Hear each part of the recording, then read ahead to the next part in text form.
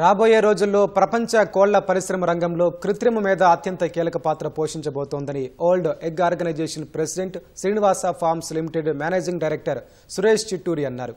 Hyderabad Hitex ITC కోహినూర్లో హోటల్లో జరిగిన డబ్ల్యూఈఓ ఇండియా సెమినార్ 2025కు సురేష్ మోడరేటర్గా వ్యవహరించారు. కార్యక్రమంలో world egg organization director general Julian Madelli సహా పలువురు ఇంటర్నేషనల్ ప్రతినిధులు, పలు దేశాల పౌల్ట్రీ పరిశ్రమల యజమానులు సహా ఔత్సాహిక పారిశ్రామికవేత్తలు పాల్గొన్నారు. ప్రపంచవ్యాప్తంగా పౌల్ట్రీ పరిశ్రమ కొత్త పుంతలు తొక్కుతున్న నేపథ్యంలో చికెన్, గుడ్లు ఉత్పత్తిలో తాజా పోకడలు, సమస్యలు, పరిష్కారాలు, అవకాశాల వంటి అంశాలపై నిపుణులు విస్తృతంగా చర్చించారు. వాతావరణ పరిస్థితుల దృష్ట్యా కోళ్లల్లో సోకే వ్యాధులు, నివారణ చర్యలు, టీకాలు, జీన్ ఎడిటింగ్ వంటి కార్యక్రమాలు పెద్ద ఎత్తున చేపడుతున్నామని నిపుణులు తెలిపారు. భారత్లో జనాభా పెరుగుతున్న నేపథ్యంలో క్షేత్రస్థాయిలో పౌల్ట్రీ రైతుల ఆదాయాలు పెంపొందించడంతో పాటు చౌకైన చికెన్, ఎగ్ వివిధ రూపాల్లో వినియోగం పెంచినట్లయితే పరిశ్రమ వృద్ధి, యువతకు ఉపాధి అవకాశాలు పెరుగుతాయని ప్రస్తావించారు. కూలీల కొరత అధిగమించేందుకు పౌల్ట్రీ రంగంలో రోబోలు వస్తాయని సురేష్ చిట్టూరి వెల్లడించారు. మనుషుల కన్నా మేము కూడా poultry will be the one of the first to take advantage of AI.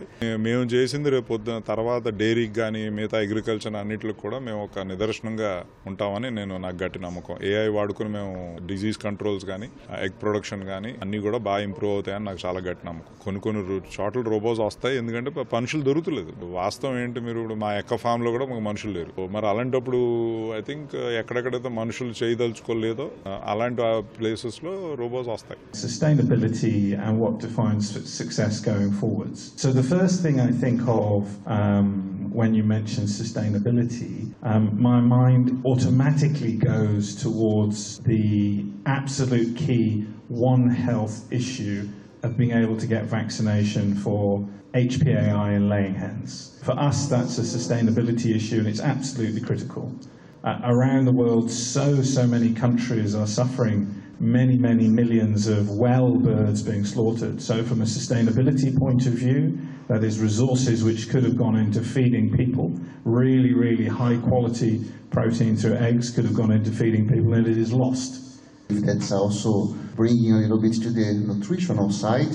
I believe sustainability can be also a collective effort to produce or to keep producing more eggs, but minimizing the amount of resources that we use to produce those eggs. Of course, the laying hen already starts on a different level. I believe there's no animal that it's more efficient in converting raw material to a kilo of protein, good quality protein, such as the egg.